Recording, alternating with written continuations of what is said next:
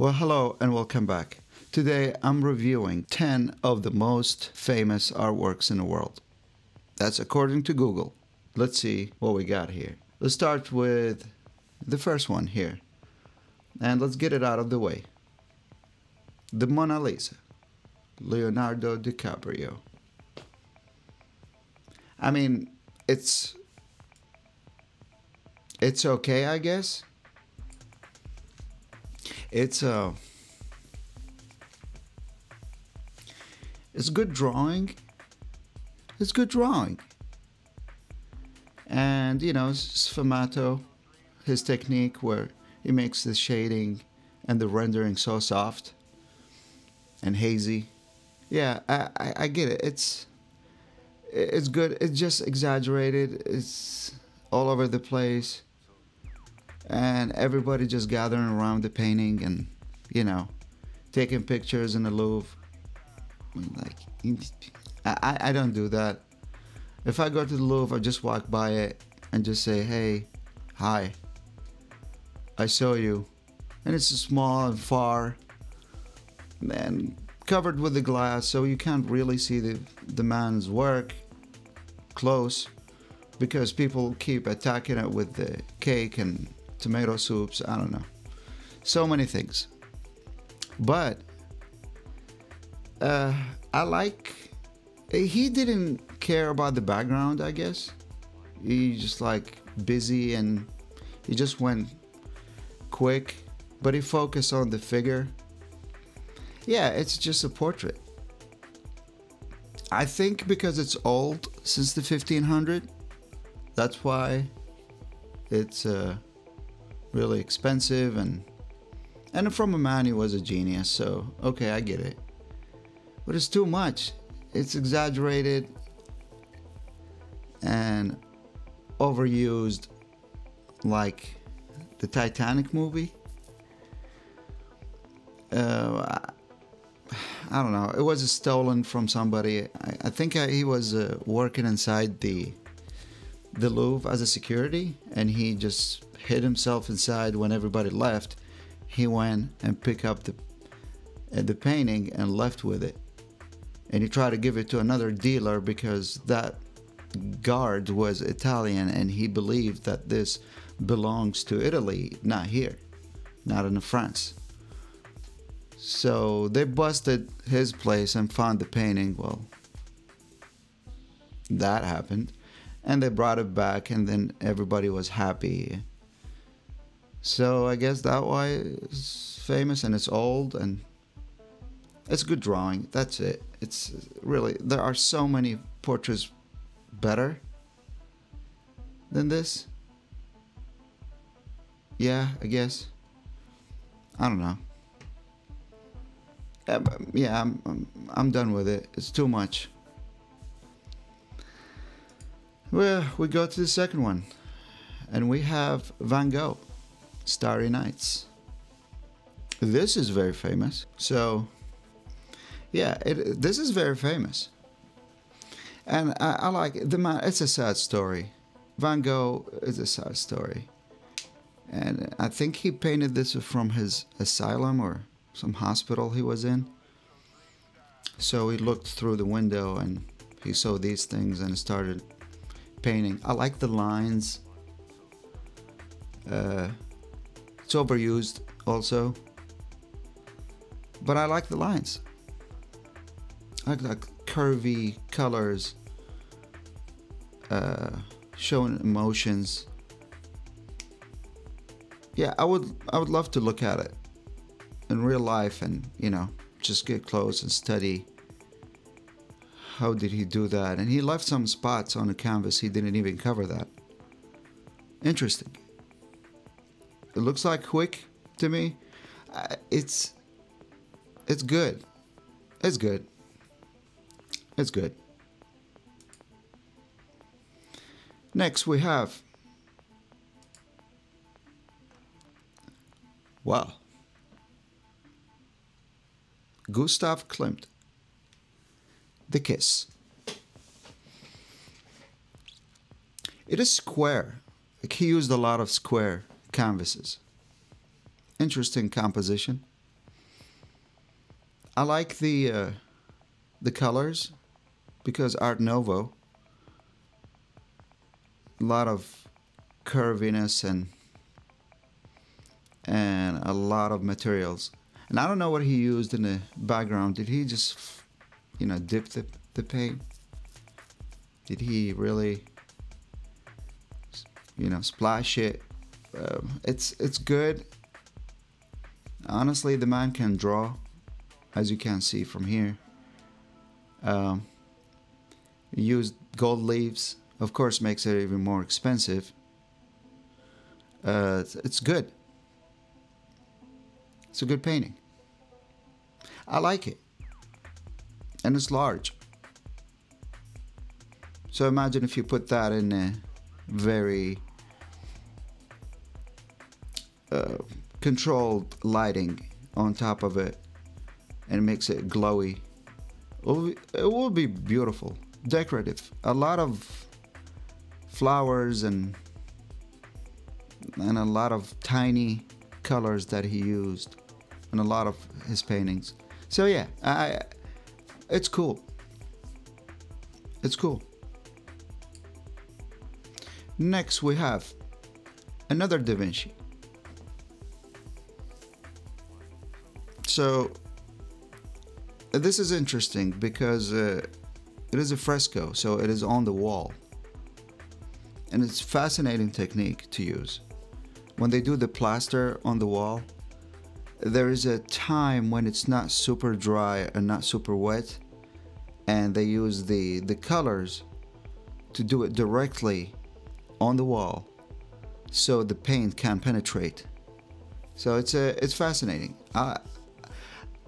I love the technique.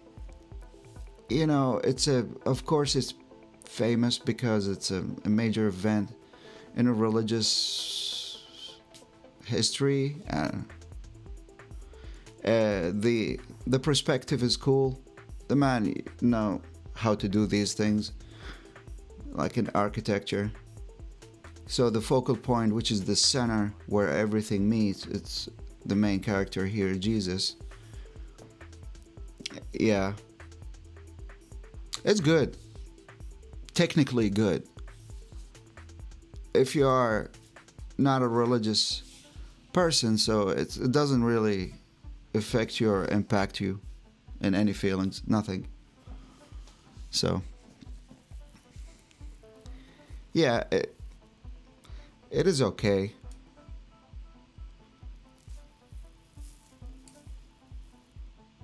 But I don't know, it's okay. The Scream. Edvard Munch. I hope I didn't offend anybody.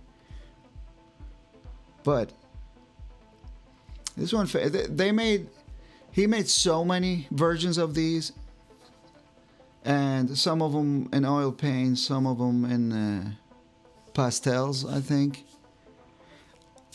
I don't care about it really that much. I don't. Even the curvy lines, but they are too big. The scale comparison to the composition, it's if I walk by in the gallery and see it, okay, all right, move on. I never search for it. I'm never. Why would I do that? And it's expressionism, so you wanted to express something, I guess. It's all right. But I don't know what's the story behind it. So I never prepared for these paintings. Just whatever I have information, I'm just gonna look at it. I want to see like a pure reaction to them and why we like it or not. Yeah, it's I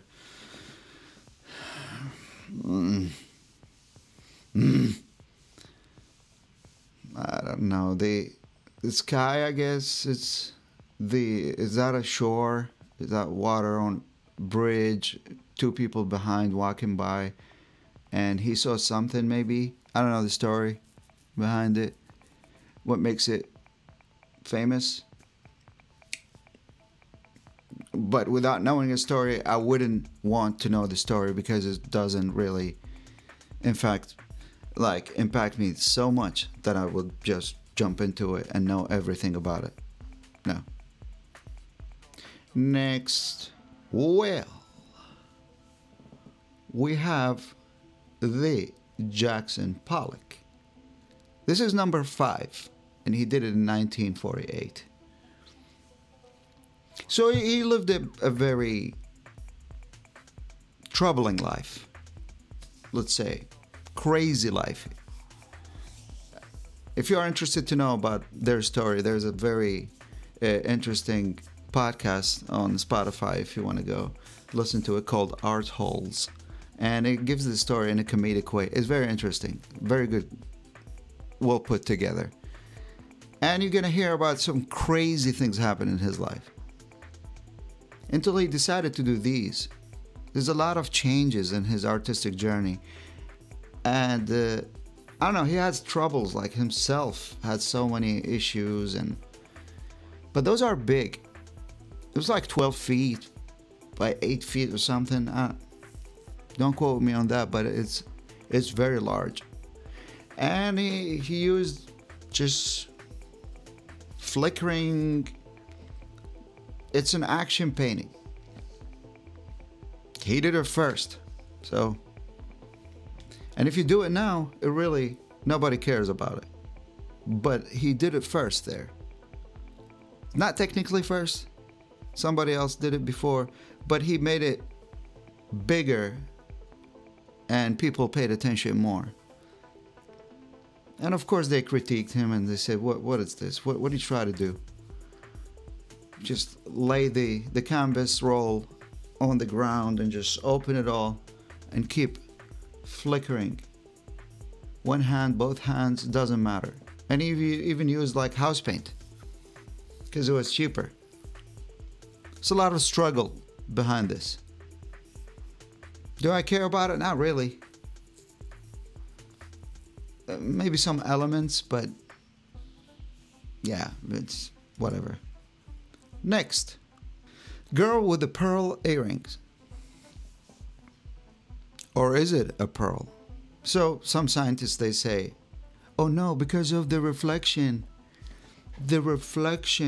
on it, it's just doesn't really mean it's a pearl, because pearl does not reflect that much. I don't know.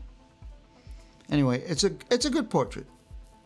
It's a good one with some oriental clothing, the turban, great brushstrokes, and you know, the reflection is so interesting. If you see, that's a reflected light in the bottom from the white collar, and then the highlight. That's it. That one makes a very reflective surface and in a round shape. It's very good. It's very old and cracked. So I like it. I maybe want to see it once and that's it. Let's move on. Like, we have so many things in life to look at. I'm not gonna sit there for hours and just trying to understand. This is a good portrait. Am I obsessed? No. I like portraits. I don't care about the people. I like how the people are painted. So, yeah. It's good. It's good. Yeah, and that gaze and look, and they keep fixing the painting. Just leave the painting old. Why you keep fixing it? And now it's not it. It's just you changing the aesthetics of it. So many hands touched that painting. Oh my God. But it's good. I like it. Well, next we have Claude Monet. And this is an impression. Soleil Levant My French is bad, so I think it's sunrise. It's an impression. He tried to capture the impression of the moment, and he did. It's very quick. You know, he just didn't care. Probably took him 15 minutes to do this, probably.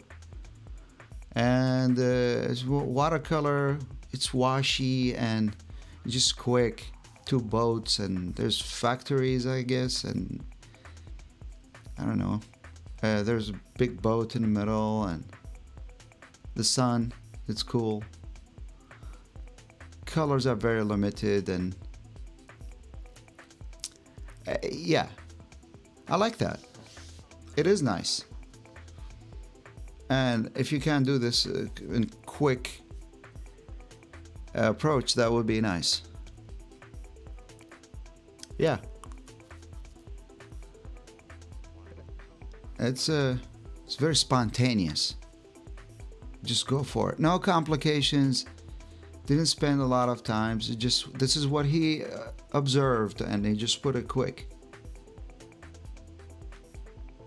And probably the boats are moving, so he just looked at it, and that's it. Whatever in his head, he just put it in there. It's pretty good. Okay. Rothko. So much controversy on talking. All right, so this is from the titles. Number 6 is violet, green, and red. So this guy also hard life, troubled life between himself, society. He questioned everything. He migrated from Europe, and came into New York, and so many things going on, and he painted before different things. He didn't like it, but he's considered one of the founders of the abstract expressionism movement in America. And yeah, he wanted to do something that is so simple that there's nothing to complicate between the viewer and the artwork itself. So he just want to simplify it. He doesn't want you to make logical decisions towards something. He wants you to feel something. So it's just simple things. Now this one is probably $180 million, and somebody bought it from a dealer and it got ripped off, and there's a story behind it. But the man has some principles. So when he got invited, so the Four Seasons restaurant asked the art director of the restaurant to put up fresh paintings, like new paintings, in a restaurant. I think restaurant, hotel. That's when the fancy ends there in New York, highest level. And the art director said, "Hey, there's something new, and I would like to put it here because we are so, advanced in our artistic vision. So we need to put something new." And he's seen some of Rothko's work. Those colors, big. And anyway, so he invited Rothko, came into the restaurant to see the space so he can install his paintings, and he got the commission. So they paid him so much money, like probably now it's $3 million. And he painted the things, but he always kept thinking about how this high-level society looked down on other people, and how pretentious and cocky. And he had a problem with those people. And also the art institutions, too. So he was against that. And he told me, "Hey, I'm not going to give you the paintings. Here's your money back. I'm not going to support you." So he did. And there's probably German art dealer came into his apartment, and he said, "Why? Those are paintings on the wall." It's like, "Yeah, well, it's a long story." It's like, "I'm going to take them to Germany." I don't know if he took him or not, but Yeah. So it's fascinating. It's large paintings, very large. And you know when people say, "Oh, it's easy to do," yeah, I can't do it. My 2 years toddler can do it. No, not you, not your 2 years toddler can do this. It is large. Yeah, go ahead and do it's 6, 7, 8 feet by 8 feet and tell me how it feels like. And using so much colors, like in buckets, and doing glazes over glazes to just give that colors intensity. I respect that. It's a lot of talents required to do such a thing. Even though the guy, okay, is a color field paintings, okay? So he didn't say, hey, I'm gonna paint a portrait for you and give you this. No. That's what it is, murals. Large ones. And you know there's a problem when you dilute the paint so much to make it thin so you can't paint it quick? You're gonna lose the brilliancy of it. So how did he manage to do that? And how many layers he did? And he had to wait between each layer to create that vibrance colors. And he even mixed eggs. I did a couple of those, and actually I sold a couple of them. It's not easy. Yeah, it looks close to it, but no. And it wasn't even that big. So yeah, I like it. His work is very expensive, and also supply and demand. There's not a lot of his work. So of course that will shoot the price up if you're wondering why it is so expensive. And also his life was troubled. We're not gonna get into it. And later on it ended badly. But he has a story. And the man understands colors and color harmony. So he did. I like it. He's so loving with red, I guess. Interesting. The last one. I don't like it. I don't. Grand Wood. Yeah, American Gothic. So he was driving in Iowa, if I remember correctly. Driving in Iowa, and with one of the local artists in there, and he just noticed that house. He was like, oh, look at that architecture. And he painted a couple, and he said, okay, this couple looks like they live in that house. This is what it looks like if you want to see people of that house. I mean, the people from Iowa took it badly and they were offended, and he said, well, I'm just, appreciate Iowa. I don't know why this is one of the most famous artwork in the world. I don't know. It's creepy. And I like portions of the drawing and rendering techniques, okay. Yeah, and what is she looking at? For what? Would you hang this at your house? I don't think so. If their eyes are moving right now, I'm done. We shutting down this broadcasting. Yeah, it's. I don't know. I'm just. It's not really that much behind it to make it the best in the world. I don't know. It's like long faces, and this guy looking at you said, "Do you want me to stab you, bro? You wanted me to stab you?"